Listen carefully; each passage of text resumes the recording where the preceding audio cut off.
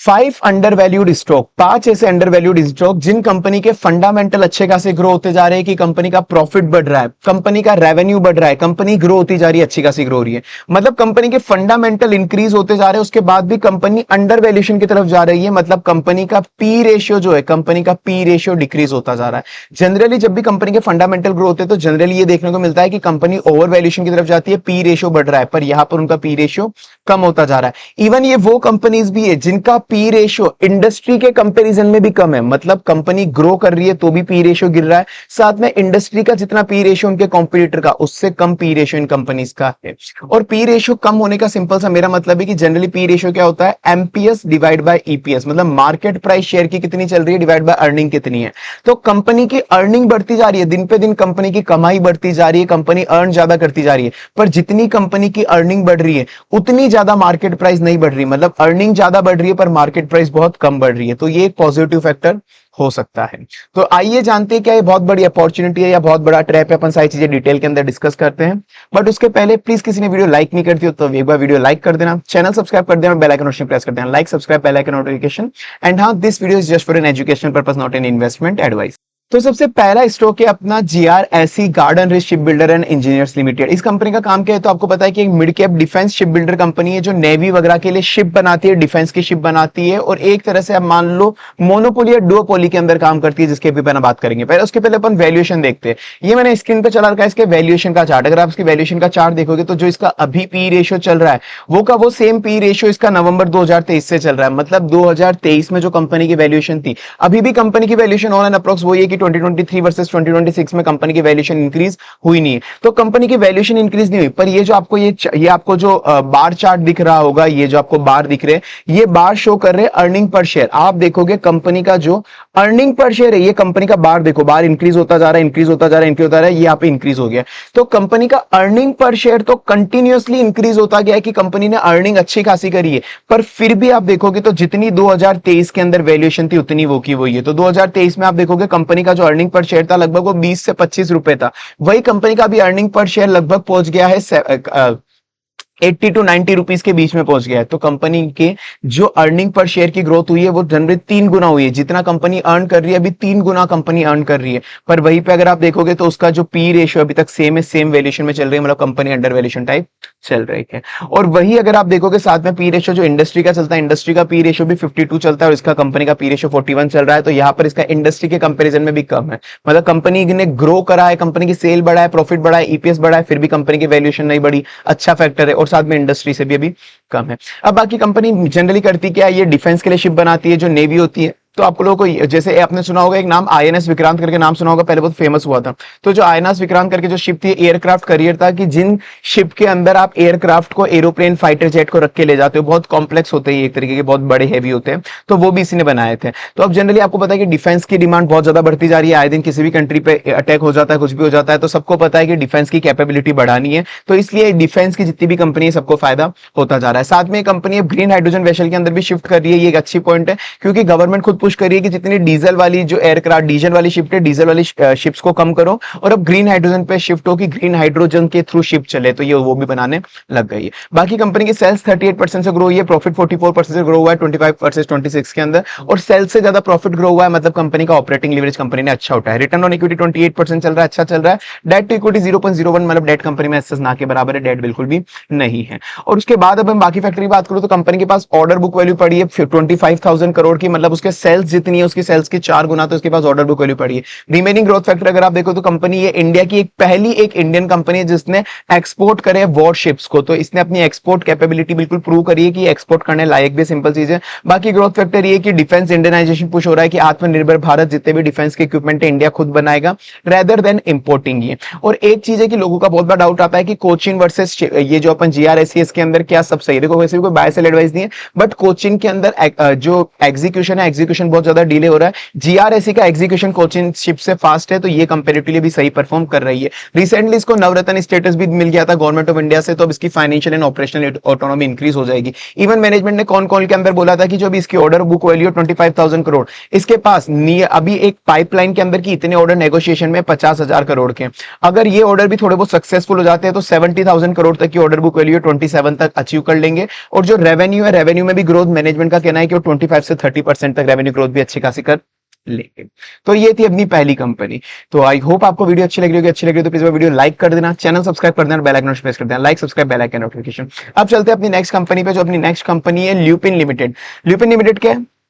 एक large cap pharma brand है। Pharma brand मतलब फार्मास्यूटिकल ब्रांड है। ये कंपनी क्या करती है? ये हर तरह की मेडिसिन बनाती है, सब जेनरिक मेडिसिन भी बनाती है, ब्रांडेड भी बनाती है, स्पेशलिटी बनाती है। मतलब ये एक इंटीग्रेटेड मेडिसिन बनाती है। जेनरिक मेडिसिन आप समझते होंगे कि कोई महंगी वाली दवाई है जिसका पेटेंट एक्सपायर हो गया, तो ये उसको सस्ते में बना के बेचने लग जाएगी। और इसका सबसे बड़ा रेवेन्यू आता है यूएस से। ये यूएसए को बहुत अच्छे खासा लेवल पे एक्सपोर्ट करती है। ये यूएसए के अंदर अच्छा खासा मार्केट शेयर लेके बैठी है जेनरिक मेडिसिन पे, क्योंकि वहां पर जनरली जो मेडिसिन है वो महंगी है, तो ये कंपनी वहां का मार्केट शेयर लेके अच्छा खासा बैठी है। साथ में इसका एक सीआरडीएमओ का भी स्मॉल बिजनेस पोर्शन है कि यूएसए यूरोप वगैरह में वहां पे जो दवाइयां महंगी बनती है, तो वो कंपनी यूएस यूरोप वगैरह की इंडिया वाली कंपनी को बोल देती है कि आप हमारे लिए दवाई बनाओ, तो ये उनके लिए भी बनाती है। साथ में जो दवाई के अंदर जो फार्मास्यूटिकल इंग्रेडिएंट होते हैं वो इंग्रेडिएंट भी बनाती है, जिनको अपन एपीआई बोलते हैं। बाकी ये जितनी भी कॉम्प्लेक्स मतलब जितनी भी जो कॉम्प्लेक्स बीमारी है, डिजीजेस है, उनके लिए दवाई बनाती है। Diabetes, BP, asthma, antibiotic, cardiac, respiratory, biosimilar, ये सब तरह की बनाती है।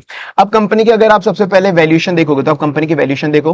पहले कंपनी का पी रेशियो चलता था लगभग 140 के अप्रोक्स कंपनी का पी रेशियो चलता था यहाँ पर पे। वही कंपनी का 2023 में 140 के लगभग, और अभी कंपनी का पी रेशियो देखोगे तो लगभग आप 10 से 15 का पी रेशियो पहुंच चुका है, 15 समथिंग का पी रेशियो ये पहुंच चुका है। तो कंपनी की वैल्यूएशन सिग्निफिकेंटली डाउन हुई है। पर वही अगर आप कंपनी का ईपीएस देखोगे, अर्निंग पर शेयर कंपनी का लगातार इंक्रीज हुआ है। तो कंपनी की अर्निंग बढ़ी है, फिर भी उसका वैल्यूएशन यहाँ पे कंपैरेटिवली कम हुआ है। और यही आप देखोगे यहाँ पर, आप साथ में देखोगे कंपनी की जो सेल्स ग्रोथ है वो 23% चल रही है, प्रॉफिट 78% चल रहा है। मतलब सेल्स से ज्यादा कंपनी का प्रॉफिट ग्रो हुआ, एक अच्छी बात है। हालांकि इंडस्ट्री से अभी भी हल्का सा और वैल्यूएशन चल रहा है, पर इसकी ग्रोथ जस्टिफाई कर सकती है उसको। इंडस्ट्री का पी रेशियो 35 और इसका 20 का चलता है। रिटर्न ऑन इक्विटी 24% चल रहा है, मतलब रिटर्न आरओई कंपनी का अच्छा है। डेट टू इक्विटी 0.29 चल रहा है, मतलब कंपनी में डेट भी एसेस बहुत ज्यादा नहीं है, मैनेजेबल डेट है कंपनी का। कंपनी के अदर फैक्टर अगर अपन डिस्कस करेंगे तो कंपनी का मेन ग्रोथ फैक्टर क्या है? कंपनी ना पहले जेनरिक मेडिसिन बनाती थी, उसमें मार्जिन कम होता था। अब ये उसको कॉम्प्लेक्स जेनरिक पे उतरी है कि जो मतलब ओवरऑल महंगी वाली दवाएं जिनके अंदर डिजीजेस जो थोड़ी कॉम्प्लेक्स वाली है उनके लिए बना रही है। जैसे रेस्पिरेटरी प्रोडक्ट बना रही है, बायोसिमिलर प्रोडक्ट बना रही है। मतलब एक होती है केमिकल की दवाई जो कोई भी बना लेता है, 2-3 केमिकल मिक्स करो और बना दिए।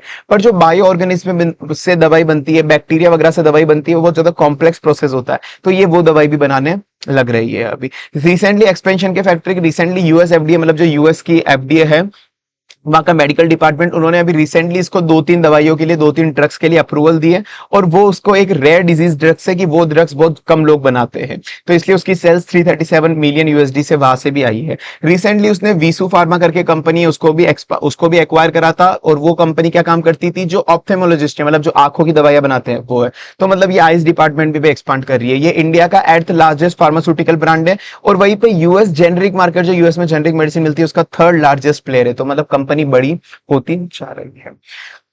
एंड एक और चीज की, जैसे वैसे तो मैं आपको कंपनी के जो भी फंडामेंटल वगैरह है, जो भी अदर फैक्टर, सारी चीजें मैं आपको डिटेल में बताते जा रहा हूं। पर अगर आपको और भी कुछ चीज डिटेल में जाननी है, कंपनी के शेयर चार्ट वगैरह जानने हैं, फंडामेंटल जानने हैं, तो आपको अच्छी वेबसाइट चला सकते हैं। जैसे आप angel one of the trusted website, आप ये चला सकते हो कि जिसके अंदर आपको शेयर दिख जाएगा, शेयर की प्राइस क्या चल रही है। यहाँ पर ये मतलब लार्ज कैप है, मिड कैप है, कंपनी का शेयर का चार्ट दिख जाएगा। फंडामेंटल आपको बाकी के भी दिख जाएंगे, जैसे रिटर्न ऑन कैपिटल एम्प्लॉयड इसका 24% चल रहा है, जो कंपेरेटिवली भी बहुत अच्छा चल रहा है। कंपनी के फाइनेंशियल भी आपको दिख जाएंगे कि फाइनेंशियल कंपनी के लगातार ग्रो होते जा रहे हैं, आप ये भी देख सकते हो। ये सारी चीजें आपको यहाँ पे दिख जाएगी, कोई रिसेंट न्यूज़ेस वगैरह वो भी दिख जाएगी आपको। ठीक है, तो आप एंजल वन की हेल्प भी यहाँ पर ले सकते हो। देन अपन उसके बाद नेक्स्ट कंपनी पे चलते हैं। जो अपनी नेक्स्ट कंपनी है वारी रिन्यूएबल। वारी रिन्यूएबल एक स्मॉल कैप कंपनी है जो सोलर ईपीसी का काम करती है मेनली। इसके पास 70% मार्केट शेयर है। मतलब ये आप एक तरह से मान के चलो, ये मोनोपोली टाइप कंपनी की डील करती है, जो मतलब एक तरह से इंस्टॉल जो करता है यहाँ पर। अभी मैं अपन बात करेंगे इसकी, उससे पहले अपन इसकी वैल्यूएशन की बात करते हैं। ये सब बात करने के पहले कंपनी की वैल्यूएशन अगर आप देखोगे तो कंपनी की वैल्यूएशन 2021 के अंदर इसका पी रेशियो 25 समथिंग चलता था। 2023 के अंदर, 2024-23 के अंदर लगभग ये 45 से 50 तक पी रेशियो पहुंच गया। पर अभी आप देखो जो पी रेशियो यहाँ पर गिर के आया है, लगभग ये पी रेशियो बहुत बुरा गिर चुका है। मतलब पी रेशियो कंपैरेटिवली जो पहले 2021 था, 2021 से भी कम हो गया इसका पी रेशियो, पर वही जो कंपनी का अर्निंग पर शेयर है, वो अर्निंग पर शेयर कंपनी का लगातार कंटिन्यूअसली इंक्रीज हुआ है। तो ये एक पॉजिटिव फैक्टर होता है। अब कंपनी का देखो पहले काम क्या है, कंपनी का काम क्या है, ये कंपनी सोलर पैनल को बनाती नहीं है, ये कंपनी सोलर पैनल्स को इंस्टॉल करती है और सोलर पावर प्लांट्स बनाती है एक तरीके से। जो इसकी वारी एनर्जी करके इसकी होल्डिंग कंपनी है, वारी एनर्जी सोलर पैनल को बनाती है, और वारी रिन्यूएबल जो अपन कंपनी की बात कर रहे हैं, ये उनको इंस्टॉल करती है। ये ऐसा नहीं कि घर वर के अंदर छोटे मोटे इंस्टॉलेशन करती है, हालांकि वहां भी करती है, पर मेन जो इसके बड़े काम है, बड़े बड़े प्रोजेक्ट लेती है, जो बड़े बड़े प्रोजेक्ट जैसे अडानी को प्रोजेक्ट लगाने हैं, कोई अंबानी जी को प्रोजेक्ट लगाने हैं कोई, तो वहां पर जो बड़े बड़े सोलर पावर प्लांट होंगे ना, ये उनको इंस्टॉल करती है। तो ये सोलर ईपीसी में काम करती है कि पूरा का पूरा ईपीसी तैयार करेगी, सोलर पैनल इंस्टॉल करेगी, इवन उसको ऑपरेट एंड मेंटेन भी करेगी कि अगर लेट से अंबानी जी को सोलर पैनल लगवाने थे, उन्होंने वारी रिन्यूएबल से लगा लिए, अब उसको ऑपरेट एंड मेंटेन करेगा वो भी यही कंपनी करने वाली है। तो आजकल जितनी भी बड़ी बड़ी इंडस्ट्रीज है वो सोलर पैनल तो लगा ही रही है, तो सोलर पैनल को बाद में मेंटेन भी करना पड़ता है, तो मेंटेनेंस से इसका रिकरिंग रेवेन्यू भी साथ में आता जा रहा है। कंपनी का अगर सेल्स और प्रॉफिट की बात करोगे तो एक साल के अंदर 109% इंक्रीज हुआ, अच्छी बात है। पी रेशियो इंडस्ट्री का 25 चलता है, इसका 22 चल रहा है, मतलब P ratio company under valued चल रहा है। रिटर्न ऑन इक्विटी 51% चल रहा है, मतलब एक्सेप्शनल है ये। डेट टू इक्विटी कंपनी का 0.16 है, डेट कंपनी में ऐसा बहुत ज्यादा है नहीं।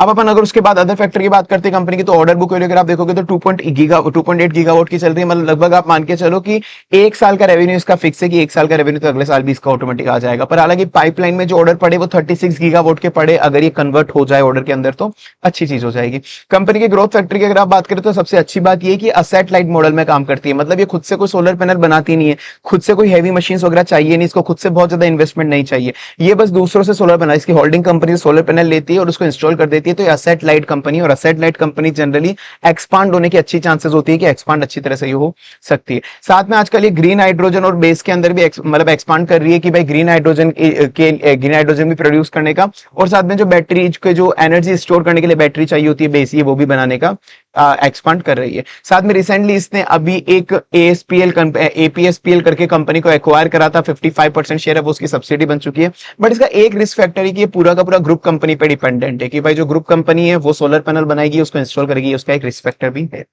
उसके बाद चलते हैं अपन नेक्स्ट कंपनी पे, जो अपनी जीनस पावर इंफ्रास्ट्रक्चर कंपनी। ये कंपनी का आपको पता होगा क्या करती है, स्मार्ट इलेक्ट्रिसिटी के मीटर बनाती है। पता है आपको स्मार्ट इलेक्ट्रिसिटी मीटर आजकल गवर्नमेंट ने कंपलसरी कर दी कि सारे घर जितनी भी इंडस्ट्री वगैरह या स्मार्ट इलेक्ट्रिसिटी मीटर लग रहा है। अब ये दो काम करती है उसमें, स्मार्ट इलेक्ट्रिसिटी मीटर के अंदर ये एक तो उन मीटर को बना के नॉर्मली सेल भी कर देती है, ठीक है। अब साथ में उनके साथ कुछ ऐसे कॉन्ट्रैक्ट भी करे हुए इसने गवर्नमेंट के साथ कि जहां पर स्मार्ट इलेक्ट्रिसिटी मीटर बनाएगी वहां पर उनको मेंटेन भी करेगी, स्टार्टिंग से लेकर एंड तक मैनेज करेगी, एनुअल मेंटेनेंस रेवेन्यू भी लेगी उनसे। तो जब भी इसके अंदर जो एडवांस मीटरिंग इंफ्रास्ट्रक्चर है कि जहां पर इसने मीटर लगाया उसको मेंटेन भी करेगी, सब कुछ पूरा ध्यान रखेगी, वहां पर इसका आप मान के चलो 70% मार्केट शेयर और रिकरिंग रेवेन्यू आता है, क्योंकि अब वो लाइफ टाइम उसको मेंटेन वहां पर करने पड़ेंगे और उसको लॉन्ग टर्म के कॉन्ट्रैक्ट भी वहां पर मिलते हैं। कंपनी स्मॉल कैप कंपनी की अगर अपन वैल्यूएशन की बात करते हैं तो कंपनी की वैल्यूएशन देखो, जो 2021 के अंदर इसकी वैल्यूएशन चलती थी अप्रोक्स सेम वैल्यूएशन इसकी अभी भी चल रही है। मतलब अभी बीच के अंदर इसकी वैल्यूएशन इंक्रीज हुई थी, वापस से इसकी वैल्यूएशन पूरी डिक्रीज हो चुकी है। मतलब जो 2021 में वैल्यूएशन आपको मिल रही थी शेयर की, वो आज की आज मिल रही है। वही कंपनी का अगर आप अर्निंग पर शेयर देखोगे तो बीच में थोड़ा फ्लक्चुएटिंग रहा है, यहाँ पे देखोगे गिरा भी है, बढ़ा भी है, गिरा भी बढ़ा भी है, पर अभी रिसेंटली 2 साल से लगातार कंपनी का earning per share drastically improve यहाँ पे हुआ है। तो लास्ट 2 साल से जहां पर अर्निंग पर शेयर इंक्रीज हुआ है वहीं पर इसका पी रेशियो डिक्रीज हुआ है। तो आप ये देख सकते हो कंपनी अंडर वैल्यूएशन की तरफ चल रही है। वही अगर आप कंपनी की बाकी चीज देखोगे, प्रॉफिट और सेल्स ग्रोथ हुआ है, सेल्स ग्रोथ 95%, प्रॉफिट ग्रोथ 90% हुआ है। पी रेशियो इंडस्ट्री का 51 चलता है, वहीं पे इसका पी रेशियो 15 का चल रहा है। रिटर्न ऑन इक्विटी 26% चलता है, पर डेट टू इक्विटी 1.04, तो डेट मुझे कंपनी में थोड़ा सा ज्यादा लगा है कि भाई कंपनी में डेट हल्का सा ज्यादा है।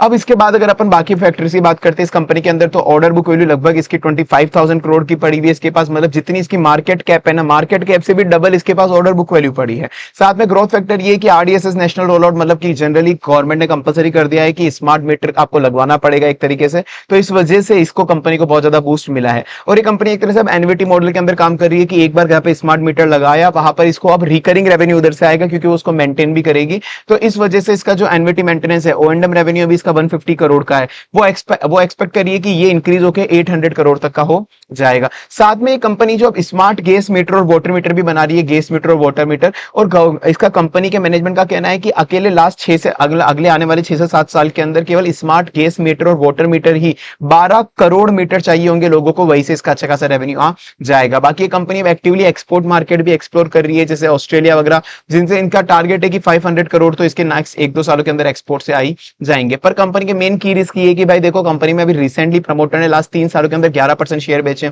इनका ऑपरेटिंग कैश फ्लो अभी भी नेगेटिव चल रहा है, ये भी एक रिस्क है। साथ में इनका मार्जिन भी थोड़ा थोड़ा डिक्रीज होता जा रहा है, और इसके अंदर एग्जीक्यूशन रिस्क भी है कि भाई इनके पास ऑर्डर तो अच्छे खासे पड़े, क्या मालूम ये एग्जीक्यूट ना कर पाए टाइमली बेसिस पे। तो ये कुछ चीजें रिस्क फैक्टर भी आपको ध्यान में रखने। देखो मैं आपको पॉजिटिव नेगेटिव चीज दोनों बताऊंगा, क्योंकि मेरी तरफ से कोई बाय सेल एडवाइस नहीं, मैं एक बिल्कुल अनबायस्ड एक तरह से एनालिसिस दूंगा, ताकि आपको जो डिसीजन लेना आप अपने हिसाब से ले सको। अब उसके बाद अपनी नेक्स्ट कंपनी है जो है डीप इंडस्ट्री। डीप इंडस्ट्री क्या है कि small cap oil and gas service company, मतलब ये ऑयल एंड गैस सर्विस को प्रोड्यूस खुद से नहीं करती। ये क्या करते हैं, जैसे जो भी बड़ी बड़ी कंपनी होती है, एग्जांपल के लिए जो भी ऑयल एंड गैस की एक्सप्लोरेशन कंपनी है, जैसे आईओसीएल हो गया या फिर रिलायंस हो गया, ये क्या करती है, आईओसीएल रिलायंस वगैरह गैस ऑयल एंड गैस को एक्सप्लोर करती है मतलब जमीन में से निकालती है। तो उसको जमीन में से निकालने के लिए बहुत ज्यादा कॉम्प्लेक्स इंस्ट्रूमेंट चाहिए होते हैं, कॉम्प्लेक्स टेक्नोलॉजी चाहिए होती है ऑयल एंड गैस को जमीन में से या समुद्र में से एक्सप्लोर करने के लिए, एक्सट्रैक्ट करने के लिए। तो ये क्या करते हैं, आईओसीएल रिलायंस वगैरह खुद से इतनी ज्यादा कॉम्प्लेक्स मशीनरी नहीं लेते, ये काम आउटसोर्स कर देते डीप इंडस्ट्रीज को। तो डीप इंडस्ट्रीज का काम है कि अब इनको काम आउटसोर्स कर दिया, ये जितने भी ऑयल गैस वगैरह है ना, ये उनको आईओसीएल रिलायंस वगैरह बीपीसीएल वगैरह जितनी बड़ी बड़ी कंपनी है उनके लिए एक्सट्रैक्ट करे उनके बिहाफ पे। तो इनके पास बहुत ज्यादा कॉम्प्लेक्स मशीन होती है। तो सबसे अच्छी चीज ये कि एंट्री बैरियर बहुत ज्यादा है इनका, कि हर कोई बंदा इस वाले काम में नहीं आ सकता, बहुत ज्यादा कॉम्प्लेक्स काम होता है, कॉम्प्लेक्स मशीन चाहिए होती है। और ये इंडिया का ओनली एक अकेला इंटीग्रेटेड बंदा है, मतलब जो ऑनशोर और ऑफशोर दोनों तरह से ऑयल गैस निकालता है, मतलब जमीन पे भी और समुद्र में भी, दोनों जगह ये ऑयल गैस निकाल सकता है, एक्सप्लोर कर सकता है। साथ में उसके बाद जो पोस्ट एक्सप्लोरेशन वर्क होते हैं, कि मतलब गैस निकालने के बाद गैस को कंप्रेस करना पड़ता है, ड्रिलिंग रिग होते हैं, वर्कओवर रिग होते हैं, गैस को डिहाइड्रेट करना पड़ता है, प्रोसेस करना पड़ता है, सारे काम वो करता है दूसरों के बिहाफ पे। अब अगर अपन इस कंपनी की अगर अपन वैल्यूएशन की बात करें यहाँ पर, तो अभी देखो कंपनी के अंदर जो अप्रोक्सीमेटली जो वैल्यूएशन 2022 के अंदर चल रही थी, वो सेम 2022 की वैल्यूएशन ही अभी वापस से इसकी लगभग पी रेशियो इसका चल रहा है। बीच में इसका पी रेशियो इंक्रीज हुआ था, पर वापस से इंक्रीज होता होता वापस से यहाँ पे डिक्रीज हो चुका है। पर वही पे जो उसका EPS earning per share, company का earning per share drastically increase हुआ है। तो जहां पे कंपनी का अर्निंग पर शेयर इंक्रीज होता गया है, वहीं पे इनका पी रेशियो डिक्रीज होता गया है। तो ये कंपनी अंडर वैल्यूएशन की तरफ जाती जा रही है। तो अगर आप साथ में बस ये देखोगे, कंपनी की सेल्स ग्रोथ देखोगे तो 55% से ग्रो हुई है, प्रॉफिट कंपनी का 75% से ग्रो हुआ है, मतलब सेल से ज्यादा प्रॉफिट ग्रो हुई है, मतलब कंपनी का ऑपरेटिंग लेवरेज अच्छा उठाया है कंपनी। हालांकि इंडस्ट्री का पी रेशियो 7 चलता है, इसका 14 चल रहा है, तो इंडस्ट्री के कंपैरिजन में तो और वैल्यूड है। पर बाकी अगर अपन कंपनी की खुद की ग्रोथ की बात करेंगे, अगर अपन पीईजी रेशियो निकालेंगे, पैग रेशियो जिसको बोलते हैं, तो कंपनी अंडर वैल्यूड चल रही है पैग रेशियो के हिसाब से। रिटर्न ऑन इक्विटी 19% चल रहा है, अच्छा चल रहा है। Debt to equity 0.1, debt company में एसेट्स बहुत ज्यादा है नहीं। बाकी अगर अपन कंपनी के अगर बेसिकली क्लाइंट की बात करोगे, तो ओएनजीसी, केन, आईओसीएल, जीपीसीएल, गुजरात गैस, गेल, रिलायंस, सब इसी के क्लाइंट, जितने बड़े बड़े क्लाइंट है, एसआर, निको रिसोर्सेज, सब कुछ। अब भाई कंपनी के अदर फैक्टर की बात करेंगे, तो कंपनी की ऑर्डर बुक वैल्यू अच्छी खासी पड़ी है, 3000 करोड़ की पड़ी हुई है। तो मतलब आने वाले 3 से 5 साल का रेवेन्यू इसका लगभग अच्छा खासा लेवल पे फिक्स है। ग्रोथ फैक्टर ये है कि जनरली अभी गवर्नमेंट को रियलाइज होगा कि हम ज्यादा ऑयल गैस हम बहुत ज्यादा इंपोर्ट कर रहे हैं, तो हमको ऑयल गैस की इंपोर्ट को रिड्यूस करना है थोड़ा कंपेरेटिवली। तो इस वजह से हमको इंडिया के अंदर प्रोडक्शन इंक्रीज करना पड़ेगा, जहां जहां पे भी ऑयल गैस है सब जगह से निकालो। तो इस वजह से सारी कंपनी ऑयल गैस पे ज्यादा खर्चा कर रही है एक्सट्रैक्ट करने के लिए, और जैसे एक्सट्रैक्शन की डिमांड बढ़ेगी, इस कंपनी की डिमांड बढ़ेगी। और जैसे ओएनजीसी ऑयल इंडिया, इन्होंने अकेले ने अपना कैपेक्स बढ़ाया है 4 से 500 करोड़ का, 400 से 500 करोड़, कि ये और ज्यादा ऑयल एक्सट्रैक्शन पे फोकस करेंगे और नई वाली रिस्क डालेंगे। बाकी इसने रिसेंटली अभी डॉल्फिन ऑफशोर को एक्वायर करा था, जिससे समुद्र के अंदर भी ऑयल अभी एक्सट्रैक्ट कर सकते हैं। मैंने आपको कहा था ओएनजीसी से इनको रिसेंटली 10 साल का कॉन्ट्रैक्ट मिला है, जो हर एक साल के अंदर 100 से 150 करोड़ का कॉन्ट्रैक्ट मतलब रेवेन्यू इनको देके जाएगा 40% मार्जिन के साथ। गेल से, जैसे गेल से एक कंप्रेशन का कॉन्ट्रैक्ट मिला था इसको, कंप्रेशन सर्विस का, जैसे ये कॉन्ट्रैक्ट मिला था 5% शेयर की प्राइस इंक्रीज भी हुई थी। तो इसके अदर फैक्टर ये कि भाई हाईली टेक्निकल बिजनेस में काम करता है, तो एंट्री बैरियर है, हर कोई बंदा इस बिजनेस के अंदर इतना जल्दी नहीं आ सकता। क्वार्टर 4 में कोई लोग बोलेंगे कि इसके अंदर लॉस हुआ था, पर एक्चुअली ये वन टाइम लॉस था। वन टाइम लॉस ये था कि इनका कोई डेटर थे, वो डेटर इनको रुपए नहीं दे रहे थे इनके कस्टमर, तो उसको राइट ऑफ करा था। तो 208 करोड़ का एक एक्सेप्शनल लॉस था, ऐसा नहीं है कि इनका ऑपरेशनल लॉस हुआ है। आगे बाकी कंपनी सही चल रही है। कंपनी की रिस्क है कि इसके की क्लाइंट कंसंट्रेशन, इसके पास जो मेजर क्लाइंट है वो बहुत बड़े बड़े क्लाइंट है, और पास कुछ ही क्लाइंट है, अगर वो छोड़ के चले गए तो दिक्कत हो सकती है। बाकी कंपनी का डेटर डेज हाई चल रहा है, 373 डेज में डेटर से पैसा कलेक्ट करती है, ये भी एक नेगेटिव फैक्टर है। तो ये हो गए अपने टॉप 5 शेयर जो अंडर वैल्यूएशन की तरफ जा रहा है। तो आई होप आपको वीडियो अच्छी लगी होगी। अच्छी लगी तो प्लीज वो वीडियो लाइक कर देना, चैनल सब्सक्राइब कर देना और बेल आइकन नोटिफिकेशन प्रेस करना। Like subscribe bell icon notification. आप मुझे कमेंट सेक्शन में प्लीज मुझे याद से बताना, आप बताते नहीं हो कि कमेंट सेक्शन के अंदर कि भाई आपको कौन सा शेयर अच्छा लग रहा है या खराब लग रहा है या आपको कुछ पूछना है, तो कमेंट जरूर याद रखे करना प्लीज। और हाँ, एक और जैसे मैंने आपको बता दिया, कोई बाय सेल एडवाइस तो है नहीं, पर अगर आपको फिर भी लग रहा है कि यार मेरे को ना कहीं पे पैसे डालने पर लमसम डालने में डर लग रहा हो, तो आप क्या कर सकते हो, एंजल वन का एक एसआईपी का फीचर भी आता है। एंजल वन की वेबसाइट पे जाके एसआईपी फीचर आप यूज ले सकते हो कि कहीं पे पैसा डालना है तो आपके एसआईपी की तरह डलता रहेगा। प्राइस बढ़ेगी कम होगी, आपका पैसा थोड़ा एवरेज आउट होता रहेगा, तो कम रिस्की होता है कंपेरेटिवली। ठीक है, बाकी आप कमेंट में मुझे याद से बताना आपको कौन सा शेयर अच्छा लग रहा है, बुरा लग रहा है, कुछ पूछना हो तो। बाकी अपन मिलते हैं अपनी अगली वीडियो।